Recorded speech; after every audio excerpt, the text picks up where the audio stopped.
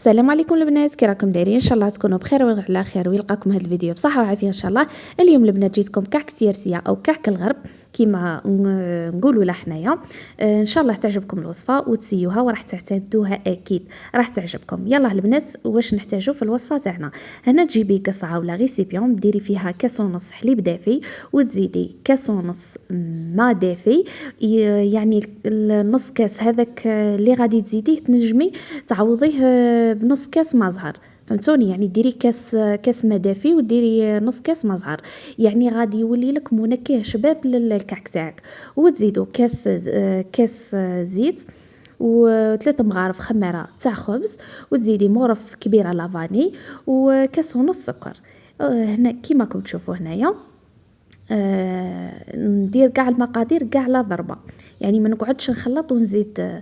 هنايا ضفت الشنان اللي هو اكيد راح تحتاجيه في الكعك تاعك، يعني تروحي للعطار تدي هذه كونتيتي تاع 5000 ولا تدي تقليه وتضيفيه للكعك تاعك ويجي بنين وشباب وما يبانش في الكعك.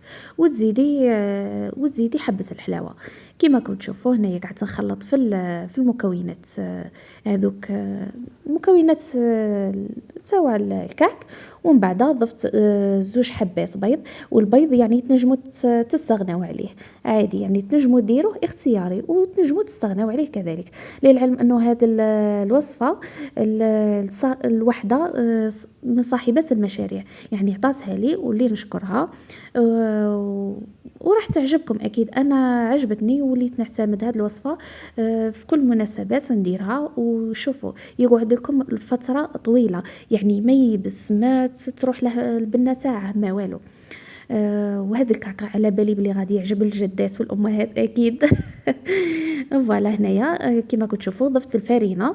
انا في هذه الوصفه احتاجي 9 كيسان فرينه، ضفتهم على 3 دفعات. يعني المره الاولى درت 3 كيسان فرينه وضفت زوج اكياس خماره تاع كاطو، ومن بعد ضفت 3 كيسان الاخرين، يعني وتبداي غير تجمعي هذيك الفرينه تاعك، ومن بعد تبداي تخلطي فيها كيما السفنج كيما نديروا له. فوالا هنايا الكاس التالي تاع يعني كاس رقم 9 للفرينه بديت نضيف فيه بالتدريج. وهنا من بعد اللي لميت العجينه تاعي درت شويه زيت من الفوق باش يساعدني في الخميره. وهنايا غطيت بصاشي ودرت فوقها طرشونه وخليتها بجهه. هنايا خليتهم يخمروا لمده 3 مرات ودي غازيتهم 3 فوا. فوالا كيما كنتو تشوفوا هنا من بعد لي خمر لي الكعك تاعي. هنا جبت كونتيتي تاع عجينه قطعتها كيما كنتو تشوفوا. هنايا ما قصيت لكمش المقطع تاع كيف كنت قاعده نخدم في الكعك تاعي، يعني باش تكون عندكم فكره. هنايا البنات تقدري تستغني على هذه الطريقه، يعني تحلي العجينه تاعك كاع وتبداي تطبعي في العجينه تاعك بحاجه دائريه ولا، ومن بعد تبداي تقطعي. انا هذه الطريقه يعني طريقه تقليديه بديت نخدم فيها، انا نبغيه كيما يعني هادوك يخدموها باش تجي كاع الحبات كيف كيف. اذا بغيتي الحبات ثاني يجوا كيف كيف وزني الحبات تاعك كيما كي باغيتهم زعما تجي يجوا كاع متساويين. فوالا هنايا بديت نخدم في الكعك تاعي، قعدت نقطع فيه كيما هاك، ومن بعد تخدميه كاع على ضربه وتحطيه زعما فوق الطرشونه وتبداي تحطيه فيه وتغطيه وتبداي تطيبي فيه بالكونتيتي.